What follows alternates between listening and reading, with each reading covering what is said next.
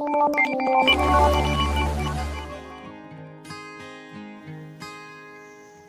Assalamualaikum warahmatullahi wabarakatuh.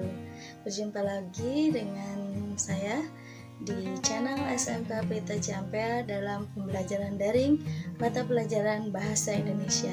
Mari kita simak video pembelajaran kali ini. Tetap semangat. Bismillahirrahmanirrahim. Baik, pada kesempatan ini berjumpa lagi kita di kelas daring mata pelajaran Bahasa Indonesia dalam channel SMK Pelita Ciampea. Baik, pada kesempatan kali ini kita akan belajar tentang teks prosedur yang ada di kelas 11 semester ganjil. Nah, pada kesempatan ini ada materi tentang teks prosedur yang didasari dari kompetensi dasar yang terdiri dari 4 kompetensi dasar. Ini terdiri dari 2 kompetensi pengetahuan dan 2 kompetensi keterampilan. Berikutnya ada tujuan pembelajaran. Tujuan pembelajaran kita kali ini adalah yang pertama, kalian diharapkan mampu menganalisis dan merancang pernyataan umum dan tahapan-tahapan dalam teks prosedur yang berkaitan dengan bidang pekerjaan secara lisan dan tulis. Yang kedua, kalian diharapkan mampu menganalisis struktur dan isi teks prosedur serta mampu mengembangkan teks prosedur dengan memerhatikan kaidah dan kebahasaan dengan tepat. Nah, apakah itu teks prosedur? Nah, dalam kehidupan sehari-hari kita tentu tidak terlepas dari yang namanya teks prosedur. Teks prosedur merupakan teks yang berisi langkah-langkah atau tahap-tahap yang harus ditempuh untuk mencapai tujuan. Nah, di dalam kehidupan sehari-hari kita tidak pernah terlepas dari kegiatan yang berkaitan dengan prosedur atau langkah-langkah.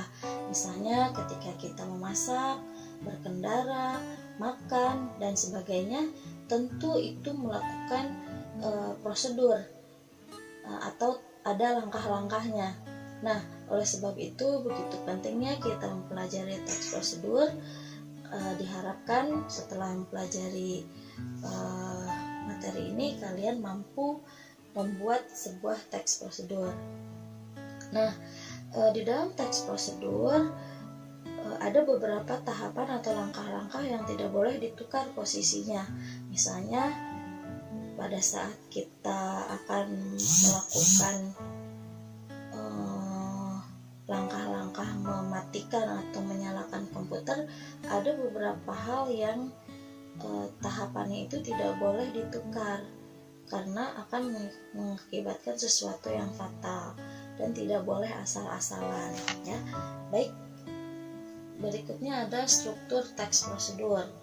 Nah, struktur teks prosedur di sini ada 3. Yang pertama ada tujuan, yang kedua ada langkah-langkah, yang ketiga ada penegasan ulang atau penutup. Pada bagian tujuan berisi pengantar berkaitan dengan petunjuk yang akan dikemukakan pada bagian pembahasan. Misalnya dalam teks prosedur membuat KTP. Nah, dalam tujuan itu disampaikan apa itu KTP, syarat-syarat membuat KTP itu apa. Nah, itu ada pada bagian tujuan. Kemudian bagian langkah-langkah. Nah, dalam langkah-langkah ini pembahasannya tentang petunjuk pengerjaan sesuatu yang disusun secara sistematika. Misalnya ketika kita mau membuat KTP, prosedur atau langkah-langkahnya itu harus sistematis. Karena kalau tidak sistematis, itu akan tidak sesuai hasilnya, gitu. Jadi langkah-langkah yang pertama misalnya datang ke kantor desa, kemudian ke kecamatan, dan seterusnya. Nah, itu dalam langkah-langkah itu tidak boleh ada prosedur atau langkah-langkah yang kita tukar atau kita hilangkan karena tujuannya itu tidak akan tercapai. Kemudian ada bagian penutup. Nah, pada bagian penutup ini diisi dengan kalimat-kalimat yang seperlunya, tapi bukan berupa kesimpulan. Bagian penutup ini sifatnya opsional, boleh ada, boleh tidak. Tetapi alangkah lebih baik apabila ketika kita menyusun teks prosedur, ketiga struktur ini harus kita munculkan supaya teks yang kita buat itu ideal, ya. Kemudian setelah itu ada kaidah kebahasaan. Nah, selain struktur, ada kaidah kebahasaan yang harus kita perhatikan dalam menyusun teks prosedur. Kaidah kebahasaannya itu ada 5. Yang pertama ada kata kerja imperatif. Yang kedua ada pernyataan persuasif. Yang ketiga ada kata teknis. Yang keempat ada konjungsi penambahan. Yang kelima ada deskripsi alat. Nah, kemudian akan kita bahas satu persatu. Nah, di sini ada kata kerja imperatif. Kata kerja imperatif di sini biasanya menggunakan partikel atau akhiran lah, kan, dan i, ya. Nah, dalam kata kerja imperatif ini biasanya berupa kalimat perintah, ya, kalimat perintah atau kalimat larangan. Misalnya pada contoh, tidurlah, sudah terlambat. Kemudian datanglah ke tempat pelayanan. Berikutnya ambillah nomor antrean. Setelah itu tunggu panggilan nomor antrean. Nah, gitu. Kemudian ada pernyataan persuasif. Nah, pernyataan persuasif ini artinya pernyataan yang berisi bujukan atau rayuan, ya. Jadi ketika kita membuat teks prosedur harus ada pernyataan yang bersifat persuasif. Tujuannya adalah agar si pembaca ini akan melakukan hal-hal atau langkah-langkah atau prosedur yang sudah kita susun, ya. Karena teks prosedur ini dibuat untuk mempermudah seseorang melakukan sesuatu. Ya, berikutnya ada kata teknis. Nah, kata teknis di sini adalah kata-kata yang sering digunakan di bidang-bidang tertentu. Misalnya pada contoh di kalimat yang pertama ada kata masker N95. Nah, masker N95 adalah kata-kata teknis karena dia muncul hanya pada bidang-bidang tertentu, tentunya pada bidang kesehatan. Yang berikutnya ada kata infeksi. Nah, infeksi ini adalah kata teknis karena merupakan istilah di bidang tertentu. Kemudian berikutnya ada coronavirus, mikron. Nah, ini juga merupakan kata teknis karena berhubungan dengan istilah bidang-bidang tertentu. Tentunya di sini di bidang kesehatan. Baik, berikutnya ada kaidah konjungsi penambahan. Nah, konjungsi penambahan ini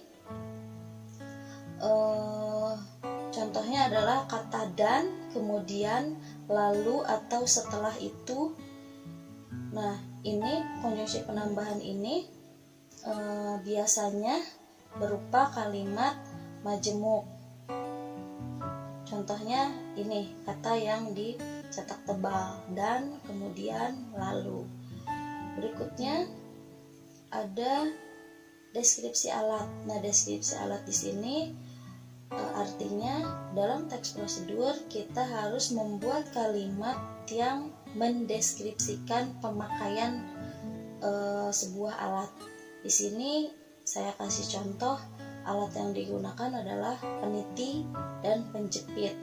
Nah, di sini dideskripsikan bagaimana cara menggunakan peniti, bagaimana cara menggunakan penjepit, atau bagaimana cara melipat kain. Nah, ini merupakan salah satu contoh deskripsi alat. Berikutnya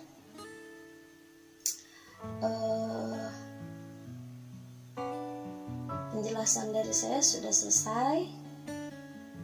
Nah, jangan lupa kalian tetap belajar dan berlatih. Silahkan kunjungi e-learning pada akun kalian masing-masing. Terima kasih, selamat belajar dan berlatih. Assalamualaikum warahmatullahi wabarakatuh.